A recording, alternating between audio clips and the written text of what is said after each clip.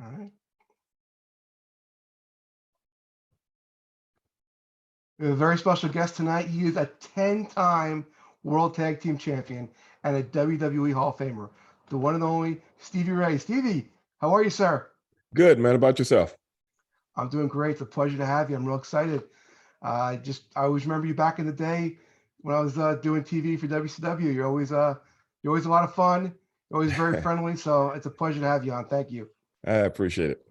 Yeah. So when people think Stevie Ray, of course they think Harlem Heat, they think Hmm. WCW. But before that, you broke in with Ivan Putski.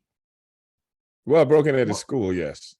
did he actually break you in, or did he just provide a ring? Like how'd that work? Actually, it was his school, but he had nothing to do with the training and stuff like that. But he was actually starting a wrestling organization as he was opening a school at the same time. So he's pretty busy back then. What can you tell me about? I don't know much about actually Ivan Putski. I had Tito I Santana don't know on. much about Ivan Putski either. I mean, other than the fact that I knew he was a wrestler, back in the day, and that's Yeah, pretty much all I know, to be honest. yeah. I was asking Tito because him and Tito were tag champs in the WWF, and he was telling me a few stories. But again, I just don't know much about the man. What did Tito say? He said that he was very good to Tito. He kind Hmm. of kept to himself, Hmm. and he was very cautious of his spot. It seems what Hmm. the feedback I get from people. Right, right, right. Yeah, but hey, well, that's more than I know. More than I can tell you. Yeah. How often did Ivan run shows?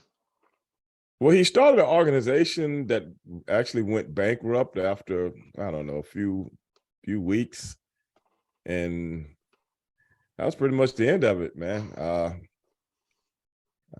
I've seen Ivan twice since those days. I've seen him twice.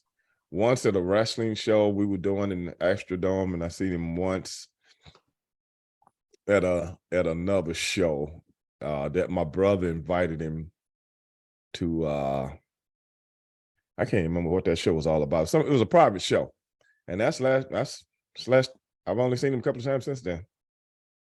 You know. How'd you get hooked up with Global? When I was a kid, I remember racing home to see the Patriot, the Lightning Kid, Jerry Mm. Lynn, the Ebony Yeah. Express. Yeah, man.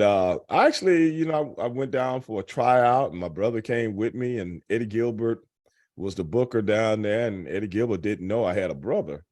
And he was like, "Who's he?" I was like, "Oh, that's my brother." And he was like, "Your brother? Nobody told me you had a brother. And does he work?" And I go, "Yeah, he work." And he's like, "Wow, okay." And actually, I was going in for a tryout, but it turned into Eddie Gilbert turning me and my brother into a tag team. That's how that got started. I, I'm Yeah. sure any I'm sure any promoter that sees you, Stevie, says, "Man, if there was only two of them, it would be great." There is two of you, right? Yeah, that's what happened. Eddie Gilbert like, I got an idea, so that's where that came from. I was just telling that story to somebody. I can't remember who. I was telling that story. And I was telling him we had no aspirations to be a tag team. That was all Eddie Gilbert. Yeah. How long were you in Global for? Oh God, I can't even remember. Couple of years. Couple of years, Who if I was in remember charge? correctly. Was Eddie the Booker the whole time you were there? Actually, no, he got fired before we even started. Yeah, he got fired before we even started. And I didn't see Eddie Gilbert again for years. I don't know, maybe 3, 4 years went by before I saw him. I met Eddie Gilbert twice, once in Global and once years later.